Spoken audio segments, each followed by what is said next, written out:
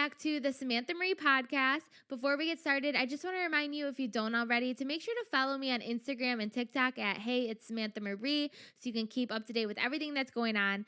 And you can follow the show on Apple or Spotify and all the podcast platforms at the Samantha Marie podcast. We're also on YouTube where you can watch all the episodes there. My links are below. And make sure to share this show with a friend that you know this would encourage as well. All right, let's get into it. So today I kind of wanted to talk about emotions and the mind because, listen, guys, lately I have been struggling a little bit mentally. I think it's a lot of people that live in cold states in the winter. I live in Michigan. We get something called seasonal depression, and it can get hard. And if you aren't intentional about daily practices and getting your mind right, like, you can easily slip into a dark place. And it was so cold in Michigan last week that my company actually let us work from home the whole week. I'm normally in the office Monday through Wednesday, and I work from home Thursday, Friday. But literally last week it was 2 degrees out and it felt like below zero. So we actually were able to work from home the whole week, and that's great and wonderful. However, it can be really hard mentally when you're not getting out of the house, when you're not getting that social interaction, especially if you live alone like me. It's easy to just go days without like talking face to face with people.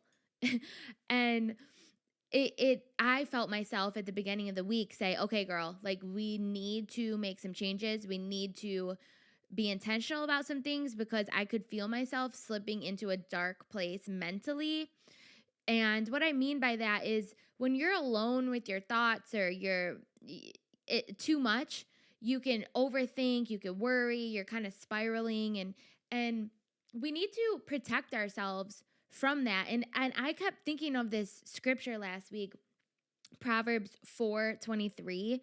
Guard your heart, for everything you do flows from it. Why can I not talk today? Guard your heart, for everything you do flows from it. I keep saying throws from it. Flows from it.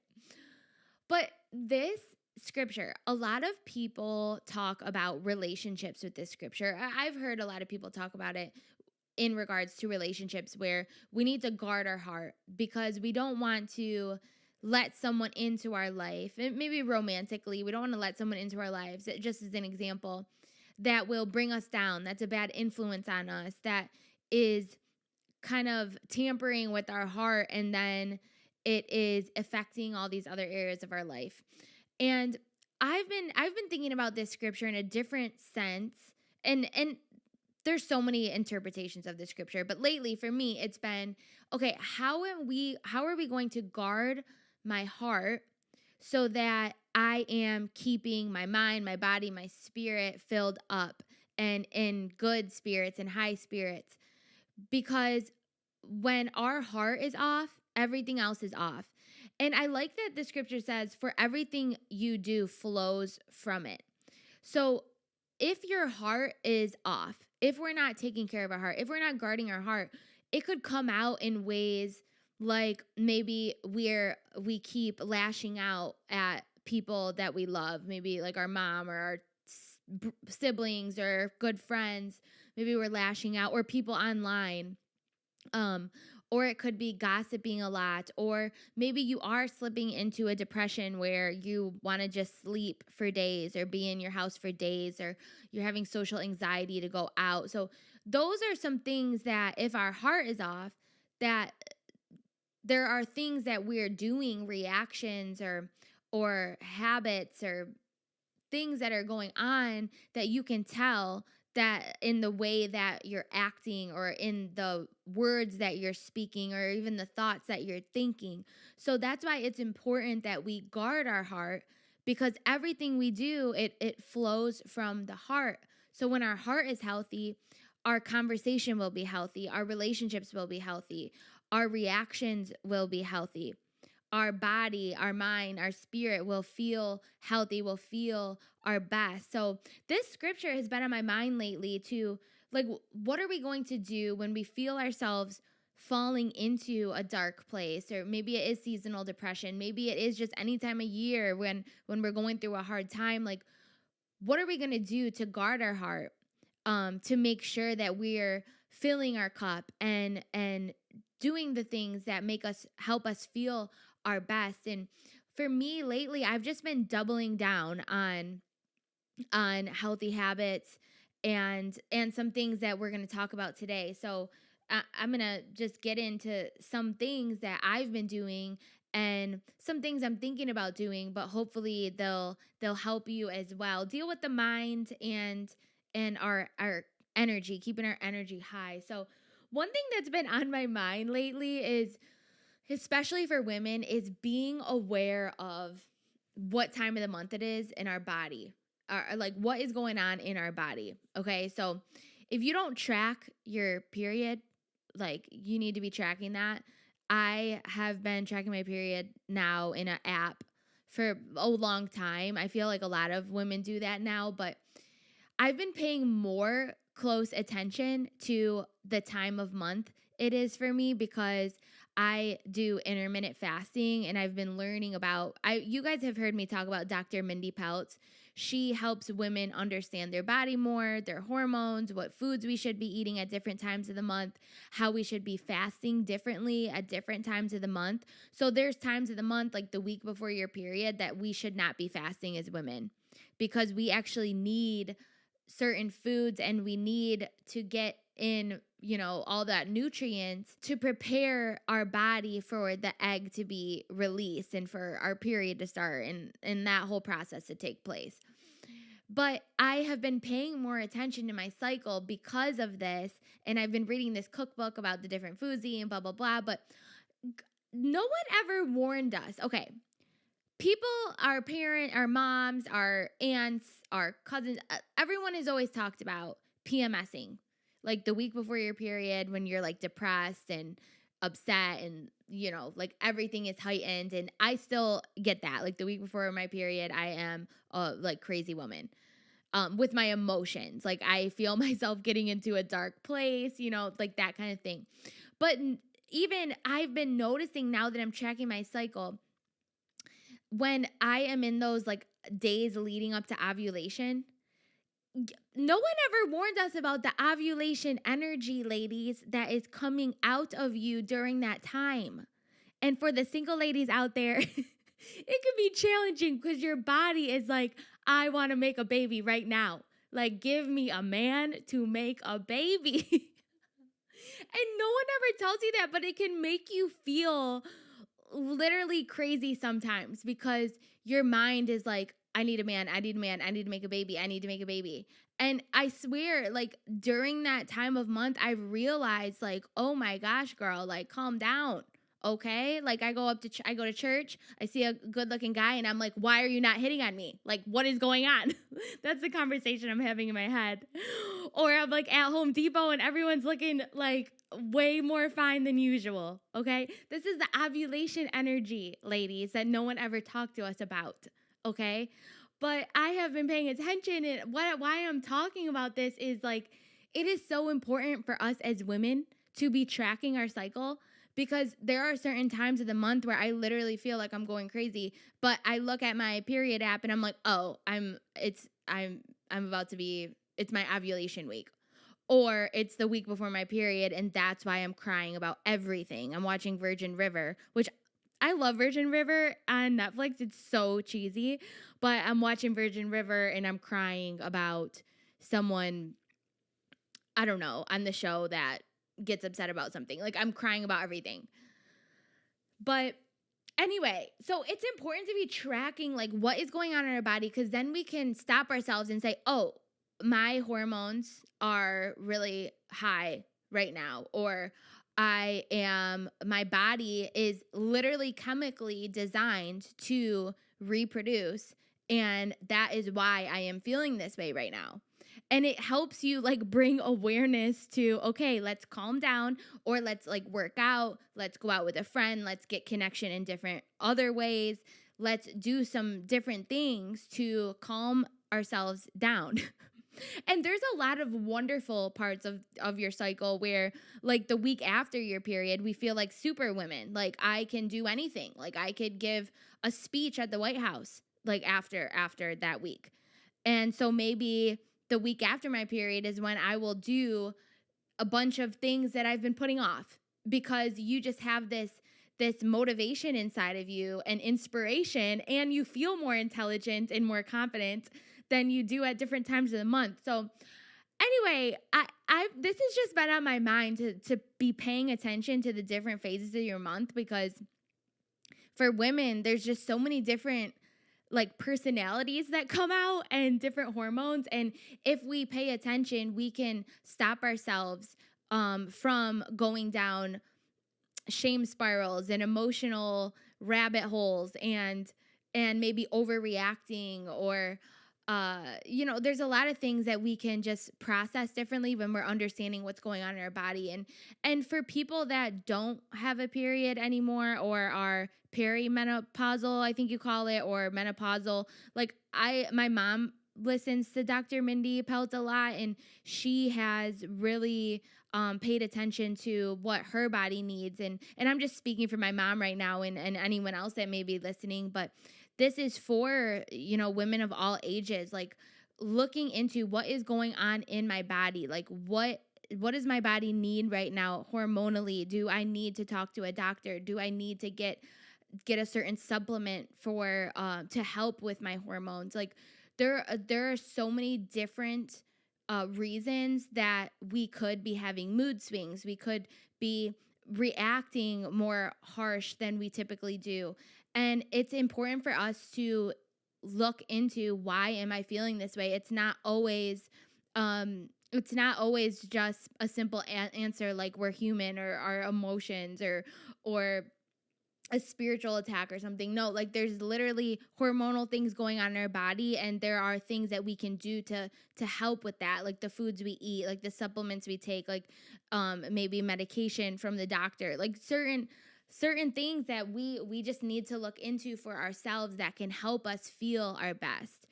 So anyway, that's been on my mind, and I just really encourage you to look into that for yourself, do research for yourself, and see what works best for you, to help with your hormones and your and feeling your best.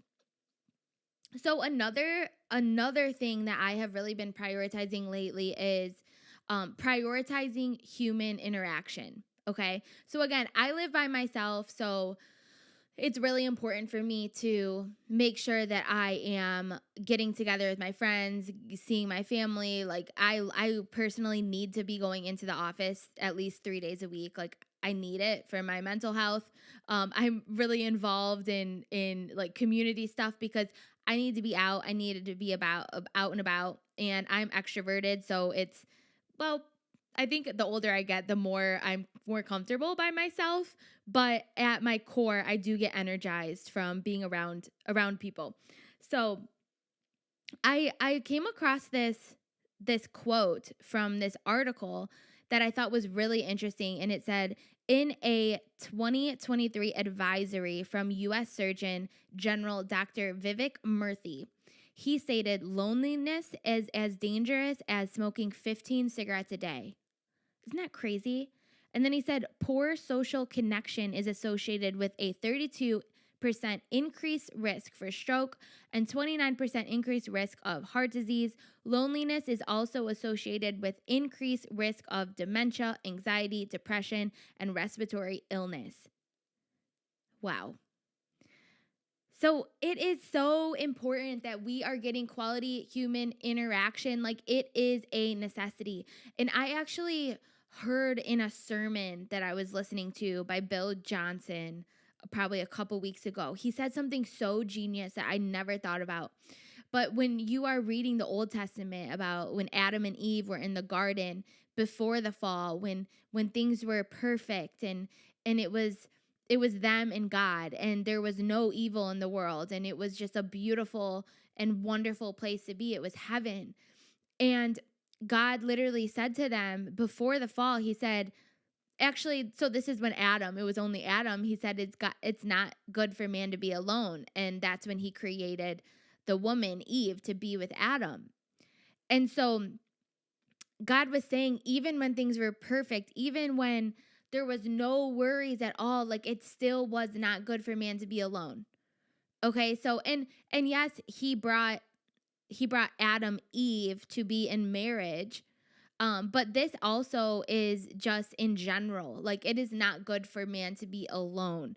So we have to put ourselves out there. We have to keep around good community and keep ourselves going out in the community. And so my cousin, she actually moved to Alaska recently because her husband's in the army, and I'm really sad about it, but I'm also just want her to be wherever God needs her to be, and that's where they're assigned to be right now. So she's all the way in Alaska, but I love how she uses Bumble Friends and whenever she has to move to another state, and she meets cool people on there. And I think that's a great way to meet people if you feel like you want to meet more people. I thought that was really cool that she did that. And so when I was telling you earlier how I've kind of been kind of kind of sinking into a dark place the past week, I had a conversation with myself earlier in the week. I was like, "Okay, girl, we are not going into this dark place. Like, we need to do something different." I had a conversation like that with myself. I was like, "We really need to, what are we going to do? What are we going to do? Let's make a decision." Because I was having too much alone time, too much time in my thoughts, too much worrying, too much of that. Like, I needed to occupy myself with something different. So I realized that I had been working out in my home gym for the past like 2 to 3 years. And it was so good for my schedule, and it's still so helpful having my home gym. But between starting a podcast and working and all the other stuff I'm involved in, it has just been perfect to for my schedule. But with working from home quite a bit lately, and now that I'm more used to podcasting and I kind of have all my like habits down pat and everything, I was like, okay, I need to get out. I need to go to the gym. I need to have a change. And so I went gym shopping last week, and I ended up finding a gym near my house that I really like, and they have a sauna. So I've been sitting in the sauna. It's been amazing. But just being out in the community and being around people, even if I'm not having in depth conversations with them, it's still good to just get out of the house on my work from home days, especially, and get a good workout in. Like, be out around people, sit in the sauna, get out of the house. And it has been wonderful. So, if is there anything in your life where you can change some things around, or I would just encourage you to make sure that you're getting out in the community, you're getting out around people. So maybe that's calling a friend to have coffee with them, that's going to see a family member, or getting involved in some sort of activity or group that you can be with people consistently every week. And my cousin, he does trivia every Thursday, and that is a great way to get around people on a weekly basis and have it as part of your schedule. I think it's really important that these things are built into our schedule so we're consistently prioritizing human interaction and getting out and being around people. Because again, loneliness is as dangerous as smoking 15 cigarettes a day. And it's so sad because I think we're isolating ourselves more and more in this generation because we're constantly behind our phones. We're constantly like inside. And we really have to be intentional about putting ourselves out there, putting ourselves out in the community, and really prioritizing that human interaction, knowing it's a necessary part of being a human. Like, it's literally as important as working out. It's as important as eating healthy. Is as important as our spiritual health is being around people.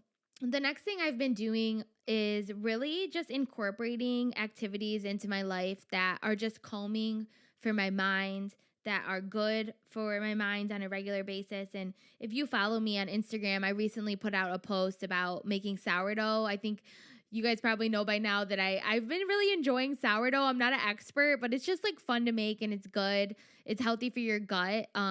It's better than, I want to say it's healthy because it's still bread, but it's healthier than getting bread from a grocery store with all the preservatives and chemicals and all that in it. So when I do eat bread, I want to eat my sourdough bread.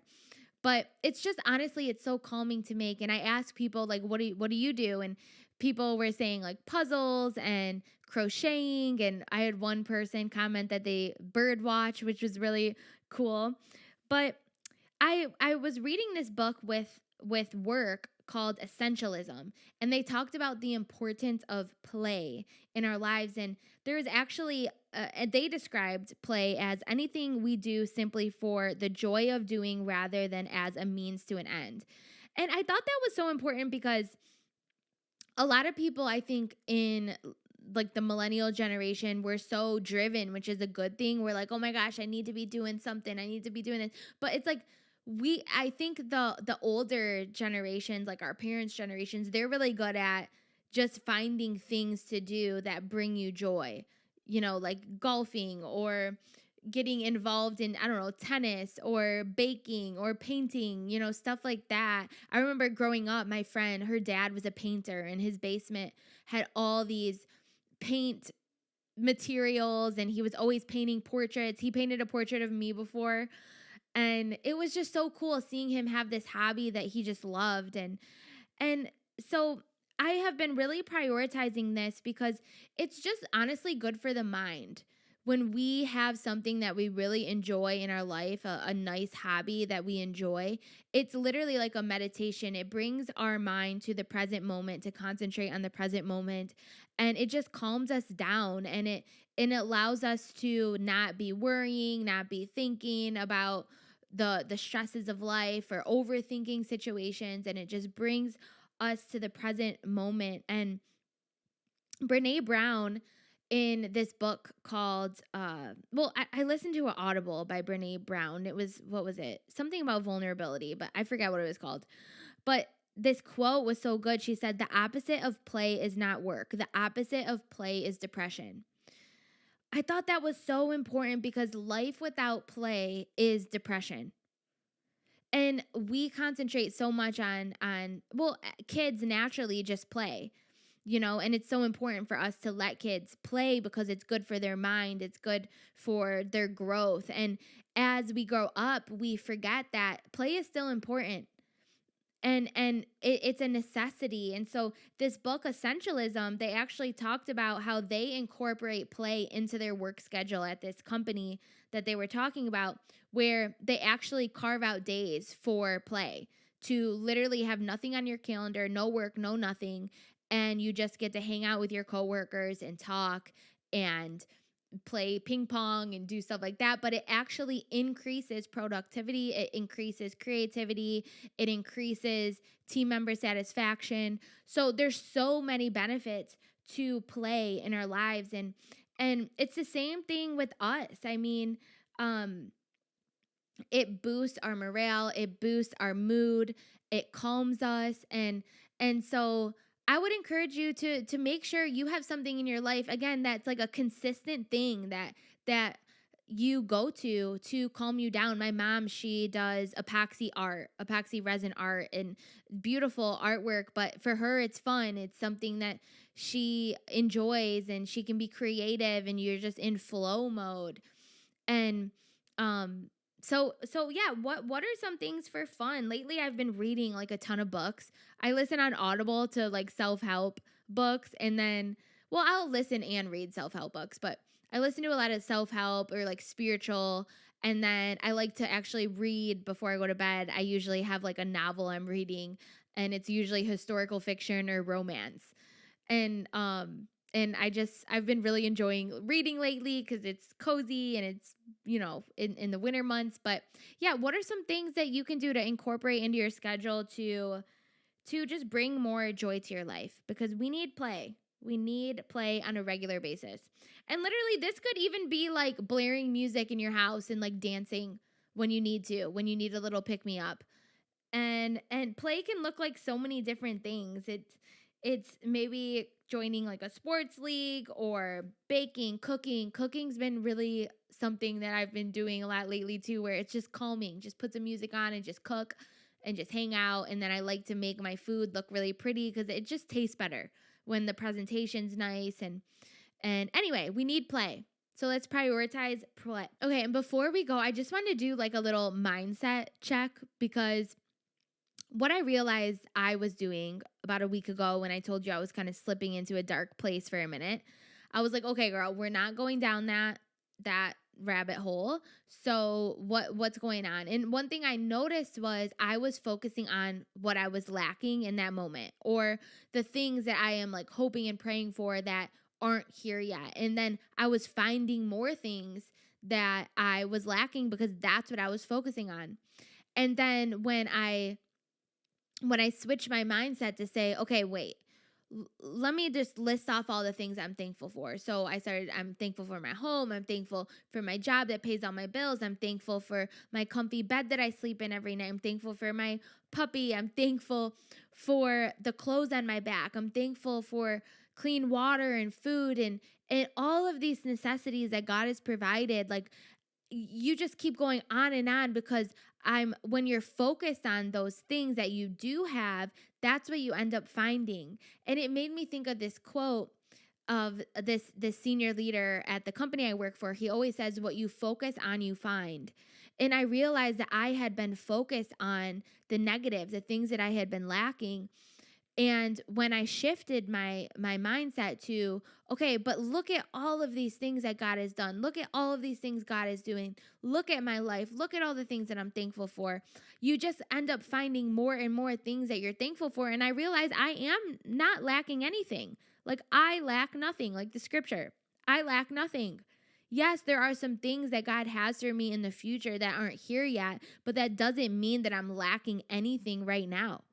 Like, that, the victory is already done for things that are happening in our future, the things that God has planned for us. But right now, I lack nothing.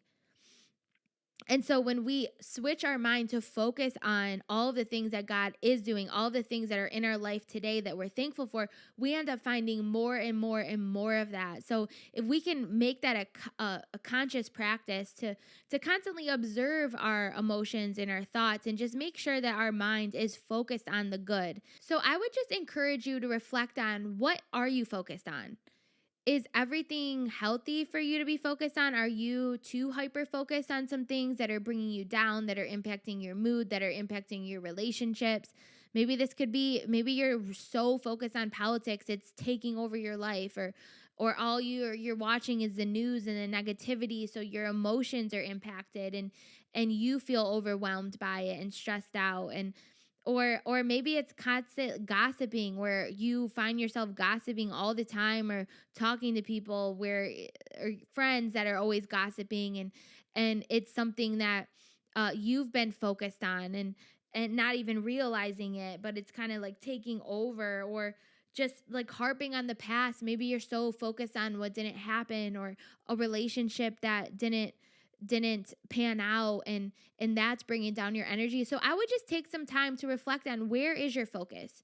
Where is your focus right now? And what are those things that are overwhelming you and that are kind of bringing you down? And then switch that focus and maybe replace those things with, okay, instead of thinking about this, I'm going to read an encouraging book to help me with this topic. Or maybe I'm not going to watch the news for hours a day. I'm going to give myself 20 minutes daily to listen to a news update, and then that's it.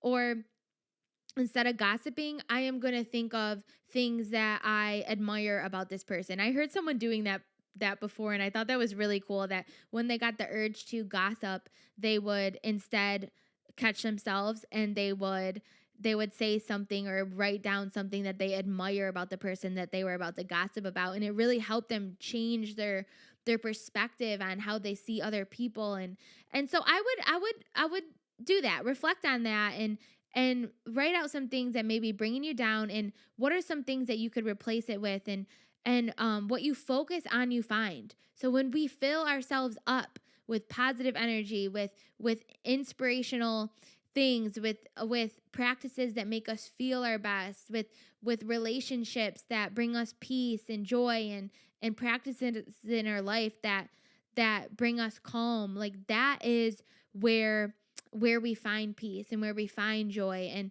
where we find long-term joy, which is what our goal is. Okay? So before we go, let's end with our affirmations. If you're new here, I really believe in the power of our words. So let's place your hand over your heart and just repeat after me and close your eyes if you'd like to, if you're not driving. I am not alone. I am loved and cherished by the Father. And I'm exactly where I'm supposed to be. All right, guys. Well, I hope you enjoyed this episode. And if you don't already, make sure to follow me at the Samantha Marie podcast on all the podcast platforms and on YouTube. And you can also follow me on TikTok and Instagram to stay up to date on everything at Hey, it's Samantha Marie. And if you haven't left a review or rated the show, I would so much appreciate it if you could do that. Like, comment, share with a friend, share with someone you know this show would encourage. All right, guys. Thank you. And I hope you have a wonderful day.